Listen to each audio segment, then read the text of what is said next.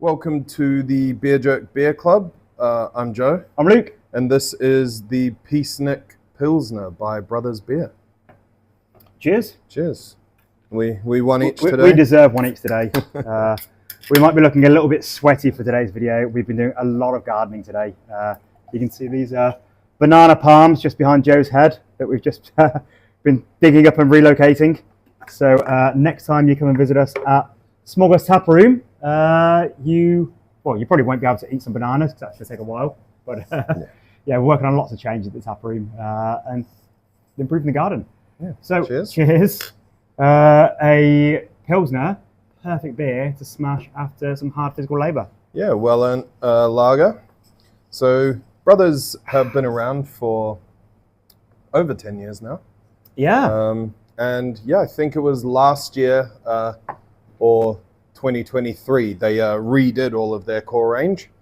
So the brewers there put their heads together and came up with some new recipes. So the old Brothers Pilsner definitely didn't have this much, is it Milwaukee? That real kind of grassy, earthy hop character. Yeah, I don't know if they say what the hops are. We should have asked them. They're only around the corner. But yeah, I'm going to Milwaukee notes and possibly some Nelson, I think. But yeah, it's a real New Zealand hopped Pilsner.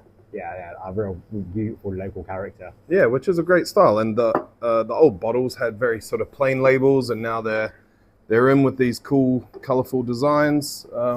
Just a nice refreshing of a brand that has gone through quite a refresh in the past 18 months. Yeah, I think we'll spend a minute on that because I think a lot of people don't really know what the deal is with Brothers and what the story is.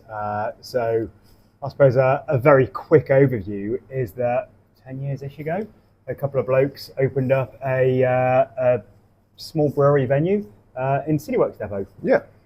And that site was actually, I think the original idea was that it was mainly a bottle shop and for takeaways. Yeah. And they also had an unlicensed, but they didn't have a toilet there or anything. It was like a massive, do you remember you had to walk around the toilet inside there? You still do. Yeah. Oh, and that's over the road.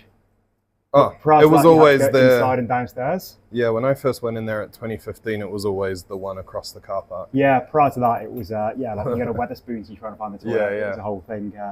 And then it was across the car park, so it wasn't really set up for it. But just in no time at all, they realised that actually people wanted to go there as a venue way more than they're going there to buy some cans and things.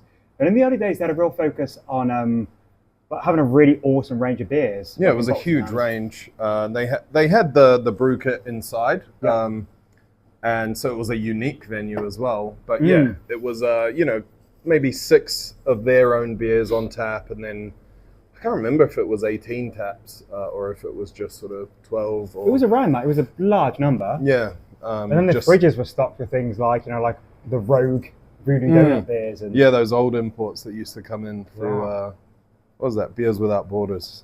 Yeah, rest in peace. Throwback. Yeah. And it was, Matt was running that place for a while. Our good mate Matt that used to work with us. So yeah, he'd been, I think, key behind a lot of those cool imports. And suddenly moved on to really just pushing their own beers and getting more of their beers in supermarkets and ranged everywhere. And lots of cafes will be selling Brothers beer. And then there's a huge flurry of opening new venues. So that kicked off with opening the main site, the Mothership, was just around the corner. It's a 3-minute walk from where we are on Auckland's Beer Mile in Eden Terrace. And that's just a beautiful big production facility and a venue you can go and drink beers and eat barbecue in. And then they just opened venues in Onehunga and is it Northcote? Yeah, or as Birkenhead. Birkenhead, rather. They were out in Piha as well. They have one in Commercial Bay when that first opened. Orake. Yeah, so a big expansion. Yeah, Orake was quite early along with the one you mentioned, Onehunga. So they opened lots of venues in a really short amount of time. And then fast forward to maybe a year and a half, they went to administration and closed down all of the venues with the exception of the Mothership that's around the corner from us. And they kept going for a while, but it seemed like it wasn't going to work out, so they were purchased by a company that also, their main company is an importing and distribution company that imports lots of beer to China. Yeah, so I think that company were importing a lot of Brothers. Yeah. And yeah, with Chinese imports, it's mostly high ABV beer. So there are breweries that we know of that actually brew very popular New Zealand beers. They only release them sort of once or twice a year to the New Zealand market, but every month they're sending the full batch over to China. I'm pretty sure 9%. I'm pretty sure there's no excise in China. I don't think there's alcohol duty. So for us, that's amazing. When we do our tiny imports from Australia and places, that's a huge thing. Obviously, we need to pay the alcohol duty per litre of pure alcohol. Sorry, yeah, per litre of pure alcohol. So it'd be pretty wonderful if you didn't have to do that. Yeah, if the same beer was $5 Australian dollars a can, but one was 10% and one was 5, there'd be a huge difference in cost for us receiving it. And it sounds like with the market that I suppose the connoisseurs that are into drinking good beer in China are similar to the connoisseurs here, the people that drink a beer for a special occasion. It is going to be an imperial stout or a barley wine or a Belgian triple or a double IPA. Yeah, big fresh double IPA. If you have it as a treat versus just an everyday beer. And yeah, who knows what kind of hops the brewers over there can get their hands on, but it probably is most of the market is overseas craft. So it seems like Brothers are really flourishing with that, and obviously their venue is still cranking. I'm sure it's very busy, and they're getting beers out around the country. And so we know the brewers there, and the sort of success story for those guys, as far as their lives are concerned, is that they can brew cool stuff. And chat to them about the more interesting recipes that they can do. They can spend more on ingredients, and so it really sounds like the new owners are very supportive of their creativity, which is really wonderful. Yeah, that's all you can ask for in a role like brewing, right? You get into it because you have a passion and you want to be able to exercise that and explore that. I thought you got into it to get rich quickly. No? I didn't think anyone would. So it's I'm not sure exactly the job title, so apologies if I'm getting your job titles wrong, but I believe the brewery manager sort of that oversees things is Dylan, who's a really nice guy that had previously been at Deep Creek. So yeah, one of the few brewers in New Zealand that would have been working for two separate brewers at times I think he's claimed to be the only one. Yeah, well, surely. And there's Alessio, who's a good friend of ours, and we see him pretty regularly because he's just a frother about beer. So I love chatting to him about recipes, and he's an Italian guy. He was the guy behind with some of the Italian style beers that you've seen come out. Like we have the grape ale, uncorked, which is very cool. And I think Lorenzo as well. He's also Italian. I haven't seen him in a while. Is he still there? Yeah, he was here very recently. Oh, okay, nice. So yeah, two Italians, but really enthusiastic, really cool brew team, and yeah, re-energized, revitalized, and as you say, that's coming through in the reimagining of some of their core beers and in some of the designs. Yeah. Peacenik, so reference to 1960s free love. You got some sort of weird bendy Beatles hands on there, and peace logos, and it's really sort of harking back to Tom Wolfe and acid tests and that whole trippy vibe. And it's got a lovely little sign here that says brewed with organic hops and malts, which is nice to see. Yeah, brewed only with, or I'm sure they'd make more of a thing if it was brewed exclusively with organic hops and malts. There was in the olden days Mike's, another brewery that failed for falling behind with tax bills and things. I think Ron Trigg has a venue in Taranaki now, but the brewery's long gone. But the previous owner, the founder of Mike's, a big thing with them was that they had all organic ingredients, or maybe all organic malt. And then it was just a huge thing when it's just not really economically viable for growers to be growing organic barley. There needs to be a huge market for it. Well, if you ever buy organic oats, they're like 10 times the price.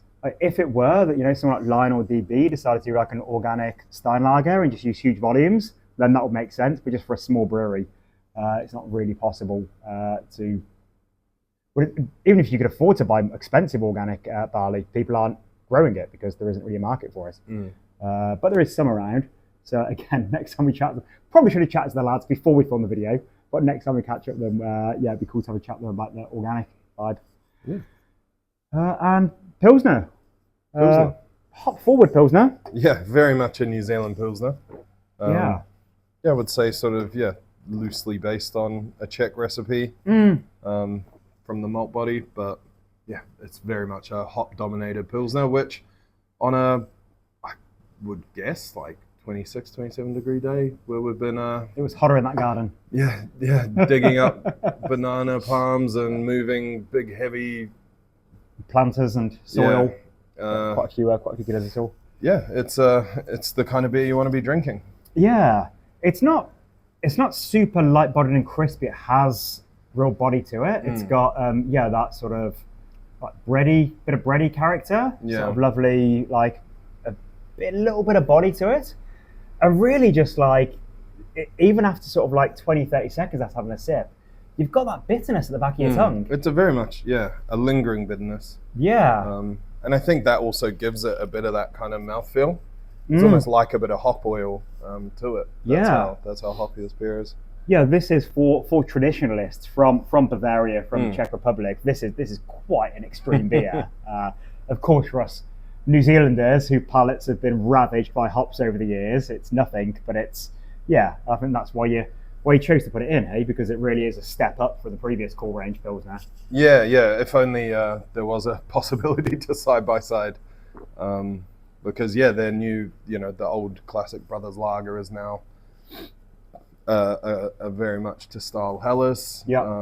And they've redone the IPA, redone the Pale Ale. So yeah, all good stuff. Yeah, really cool to see. So pop in and visit them next time you are visiting the Auckland Beer Mile, which is a chain of 8 awesome breweries and brewery tap rooms just through Mount Eden and Kingsland into Morningside. It's a pretty good spot to start, really.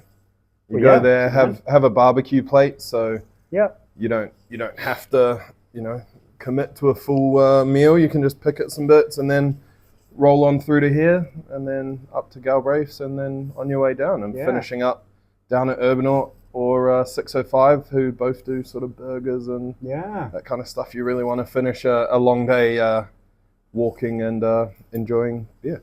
Of course, all things in moderation, and the Beer Mile is not a challenge. You do not need to hit all the venues at once. It's just good to sort of stop in and visit different places. But yeah, good fun way to spend summer. There's a lot of beautiful beer gardens along the Beer Mile. Yeah. And if you are visiting the Beer Mile for the first time in a while, hopefully you'll notice a bit of change around here. Yeah. Part of the reason we're doing so much gardening is we're trying to get a bit more plant life in here. It's pretty hard because obviously during the week we're a warehouse and our neighbors are sort of open during the week, and they're always coming and going in big trucks, so everything needs to be sort of portable and able to get put away. But we're wanting a big lush garden to enjoy because it's a bit of a sun trap here on nice. There's no wind down here. Nice sunny days. That's the good thing about being in this little valley. Any wind and. But after several years of getting just wrecked by the City Rail Link work and this apartment that got built next door to us last year, it's been really, really rough year we've rough several years for business. So the end is almost in sight with all that works. So we're sort of like slowly and surely implementing things week by week to improve the place. With our pretty limited budgets. We are not getting landscapers in to help us out here. So as Joe says, swing by, pop in. If an angel investor wants a tree named after them, we'll put your plaque on DM the pot. Slide in, only plants. Yeah. What else is going on? It's dry January, isn't it? Yeah. If you're stacking these up, waiting for February, you can get a non-alc mix pack of 12 fantastic non-alc beers from beerjet.co.nz. We've got a whole bunch of cool stuff on the site at the moment. We've got the hazy drops banging. Yep. Dark drops. We still got some of that in? Yeah, the dark drop's going. Nice. Euro drop. Yeah. Bunch of interesting stuff. And my beach box, I'm surprised that hasn't just sold out instantly because it contains like a really cool little frisbee and it's got like a chili bag. It's awesome. It's like $59. It's amazing. Yeah. Everything you need for a day at the park or the beach. Anyway, I need to go and drink some more beers. Thank you for joining us. Great work, brothers. Wonderful to see things going so well there. Like a phoenix from the flames reborn. Doing some really cool beers. And as I say, the brewers are some really cool guys as well. Really, really passionate about what they do. So yeah, check more of this stuff out. Yeah. Cheers. Cheers, Jerry.